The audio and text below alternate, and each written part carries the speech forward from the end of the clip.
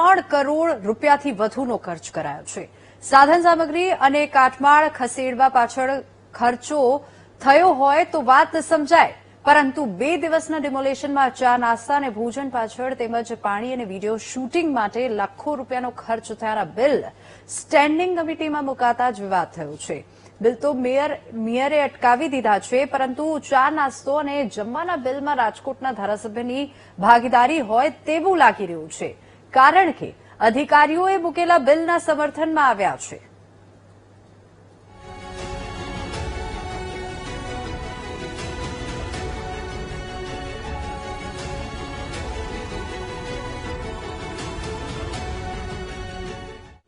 ખાધું પીધું ને રાજ કર્યું, આવું રાજકોટ મહાનગરપાલિકાના અધિકારીઓ અને નેતાઓએ કર્યું છે।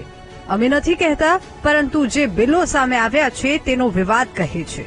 27 લાખના શાહી નાસ્તા અને લંચનો વિવાદ ચરમસીમાએ પહોંચી ગયો છે। તેવામાં હવે રાજકોટ પૂર્વ બેઠકના ધારાસભ્ય ઉદય કાનગડ અધિકારીઓના બચાવમાં આવ્યા છે। જાણે નેતાજીને અધિકારીઓ સાથે કોઈ ગળેગાંઠો હોય। એટલું જ નહીં, ડિમોલેશન મોટું હતું તો ખર્ચ થવાનો જ હતો તેવું કહીને અહીં તો ધારાસભ્ય મુદ્દો દબાવવાનો પ્રયાસ કરી રહ્યા હતા, જાણે તેમના 27 લાખ ફસાઈ ગયા હોય। જે કઈ વસ્તુ છે એ ટેન્ડરથી થયેલી વસ્તુ છે। બીજું, ભોજનની જે વાત આવે છે તો ભોજનમાં મેં જાણ્યું પ્રમાણે કે એક વખત એવું ટેન્ડર કરવામાં આવેલું તો ટેન્ડરમાં ત્યારે 450 રૂપિયા ભાવ હતા, પરંતુ 3 વાર પ્રયત્ન કર્યા પછી એમાં જે પ્રેમવતી છે એનું 150 રૂપિયાનું અને પ્રેમવતીમાંથી લીધેલું ભોજન છે અને એની પાસે એનું બિલ છે।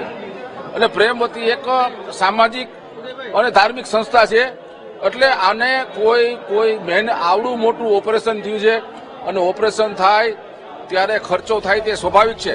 અરે નેતાજી, ખર્ચો તો થાય, પરંતુ 27 લાખનો નહીં। તમે ડિમોલેશન દરમિયાન 10,000ની જમવાની ડીશો મંગાવો તો પણ 15 લાખનો ખર્ચો થાય। તો શું 2 દિવસમાં 10,000 લોકોએ શાહી ભોજન ડિમોલેશન દરમિયાન કર્યું હતું?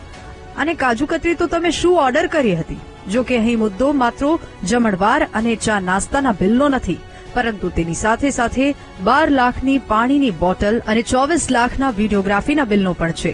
ત્યારે આ મુદ્દે પહેલીવાર મેયર મીડિયા સમક્ષ આવ્યા અને તપાસના આદેશ આપ્યાની વાતો કરી, તો કમિશનર પણ મેયરની જેમ એક જ રટન કરતા નજરે પડ્યા કે અમારી રાજકોટ મહાનગરપાલિકાની ભારતીય જનતા પાર્ટીના સંપૂર્ણ સભ્યોની બનેલી સ્ટેન્ડિંગ કમિટીએ આ ખર્ચને બહાલી આપવાની જગ્યાએ એને પેન્ડિંગ રાખ્યું છે અભ્યાસ અર્થે। આ સૌ પ્રથમ મુદ્દો છે।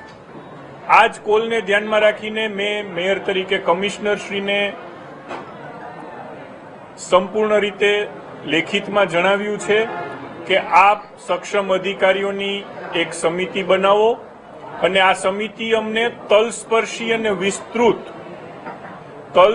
અને વિસ્તૃત રિપોર્ટ આપે, એના આધારે કોર્પોરેશન આગળની કાર્યવાહી કરશે।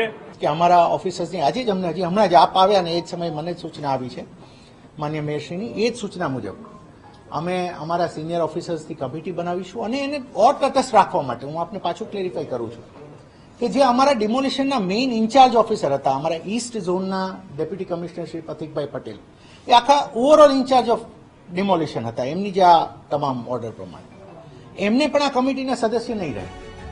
સવાલ પ્રજાના પૈસાથી જ્યાફતના કરાયેલા આયોજનનો છે। એક તરફ લોકો ઘર તૂટતા જ ચોધાર આંસુએ ભૂખ્યા તરસ્યા ઉભા હતા, બીજી તરફ અધિકારીઓ સ્વાદિષ્ટ ભોજન માણી રહ્યા હતા।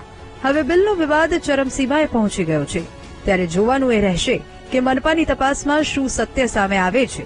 ભ્રષ્ટાચાર પર પાણી ઢોળી દેવાય છે કે યોગ્ય રીતે તપાસ થાય છે?